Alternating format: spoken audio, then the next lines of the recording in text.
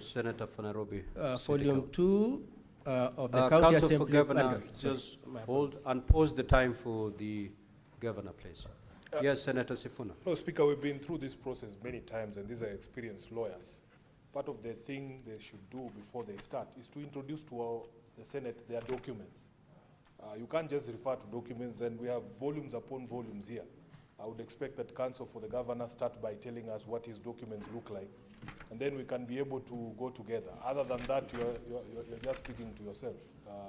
With respect, Counsel. Counsel for Governor, kindly be guided accordingly. My apologies, Honorable Senators. I'm referring to Volume 2 of the County Assembly bundle, and I will be juxtaposing that with bundle Annex 4F, also from the County Assembly bundle.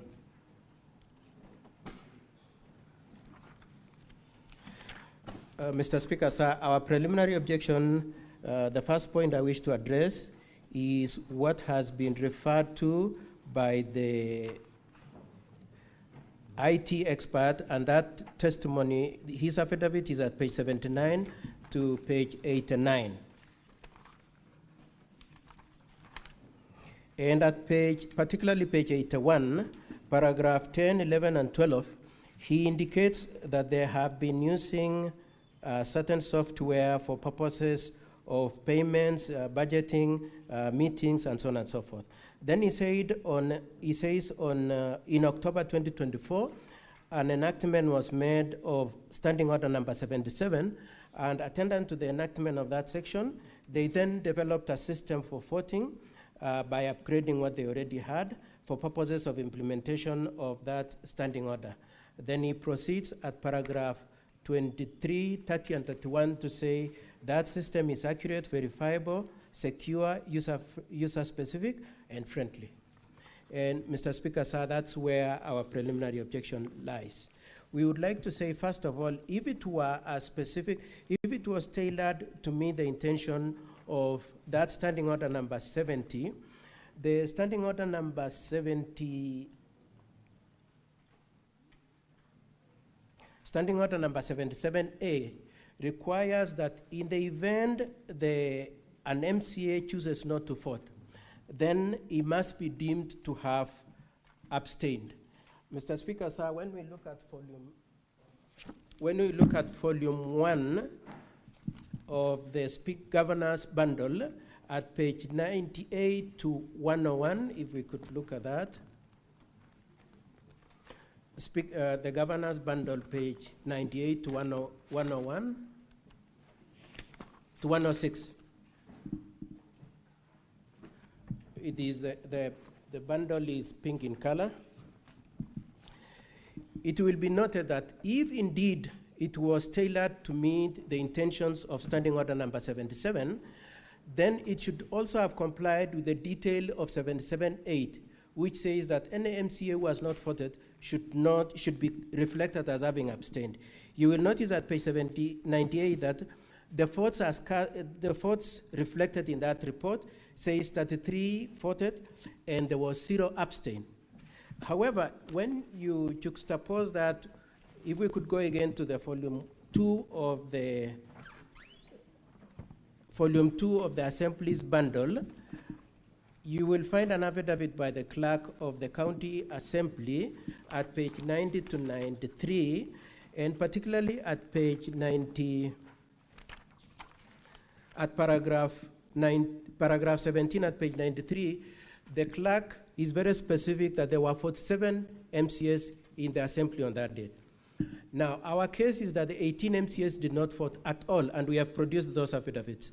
And those affidavits of the 18 MCAs I will provide in a minute. But let me just make this first point I was making, being that if the system that they say was tailored to meet the intention of Standing Order number 77, then 77.8 requiring that it should reflect abstention, then should have reflected 18 MCAs abstained, or in the alternative, if it were to be the case which we contest, if it were to be the case that 33 voted, then it should have reflected that 14 of them abstained. And so that's our first attack on that pretense that there was any voting that happened.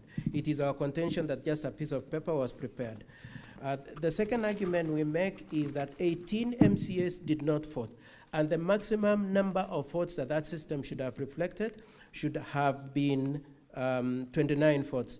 And the affidavits that we have produced for purposes of supporting that proposition, Mr. Speaker, sir, are at page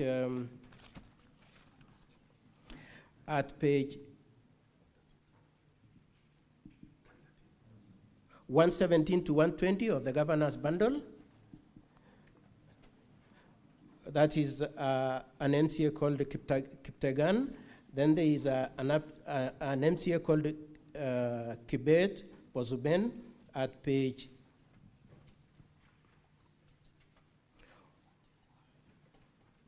121 to 122. Then there is Amos at page 125 to 127. Then there is Edna and Martin at page 128 to 131. Then there is an MCA whose nickname is Broker at page 132 to 134. Then there is an MCA called Gabriela at page 135 to 1. I was just struggling with the 15 minutes I was given, honorable senators. Then there is an affidavit sworn by one Gabriela, Honorable Gabriela at page 135 to 137, and an affidavit sworn by all the 18 jointly at page 113 to 116. In the same set of the documents, we have shown how they have already reported to the DCI for purposes of investigation of the impersonation of their votes. Mr. Speaker, sir, may I indicate that all the 18 MCAs are our witnesses, and we intend to call all of them, probably 17 or the 18. And Mr. Speaker, sir, and honorable senators, it is our contention that indeed, to the extent to which 18 of them did not vote, the representation that the 3 MCAs voted is inaccurate. It should have been only 29 MCAs. Now, Mr. Speaker, sir, we have identified particularly 4 MCAs whose signatures, whose votes were fraudulently captured as having voted in favor of the impeachment. They have said they did not vote, and to the extent to which the report on the voting at page 98 to 106 in bundle 1 of the governor's report purports that the 4 of them voted is a forgery, Mr. Speaker, sir. The other issue which I want my learned friend to highlight is that it will be noted that there are individuals, based on the login audit that the County Assembly has produced, that there were 3 MCAs who voted twice. That is Honorable Rogon Kiprotich, who is the mover of the motion. He voted twice. Not only is it reflected in the audit report, he also is on audio as telling one of the people he voted for that, please, let me give you some money in exchange to you for indicating my having voted for you. The other one is Honorable Moses Rotich, who voted twice, and Honorable Beatrice Chepkoech. The other issue we wish to advance, Mr. Speaker, sir, and honorable senators, is the standing order enacted by the County Assembly itself, standing order number 77-4, which requires that when you implement the use of electronic voting, then the MCAs will be allowed, and I want to put emphasis on these 2. One is to press, not only to press, but to press a button. And Mr. Speaker, it should be a common ground between ourselves and my learned colleagues for the County Assembly that indeed there was no gadget which could be pressed and there was no button to be pressed. What they did is to send a link to the mobile phones and ask them to enter the link and do the voting. And we are saying, Mr. Speaker, sir, to the extent to which the standing order requires that you press a button, there was no device which could satisfy the requirement for electronic voting at that point in time, Mr. Speaker, sir. 4 minutes. Okay. Mr. Speaker, sir, we would also like to point out that the entry credentials, the affidavit sworn by the IT expert multiple times at page 79 to 83, to 85, is that there was a unique criteria to enter the portal. However, it will be noted, Mr. Speaker, sir, as my learned friend will demonstrate, that the identifiers were merely the payroll number and the ID number. And so anybody who knows the payroll number and the ID number could enter and vote. And indeed, as far as we are concerned, that's what happened. And that's why we are saying that this voting system is not accurate, verifiable, nor auditable. Mr. Speaker, sir, lastly, as I hand over to my learned friend, Mr. Wanyama, is to point out, Mr. Speaker, sir, that immediately after the voting, the site was pulled down. We are meant to understand that in response to our having filed our objection, an attempt was made to set up the same link yesterday. But between the time of voting on 15th of August and yesterday and Monday, the site had been down.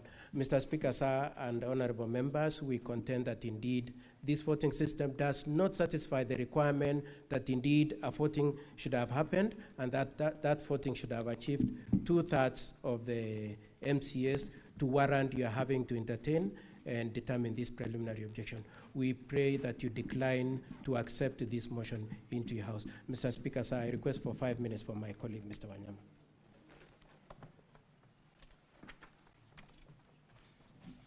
Yeah, Mr. Speaker, sir, honorable senators, this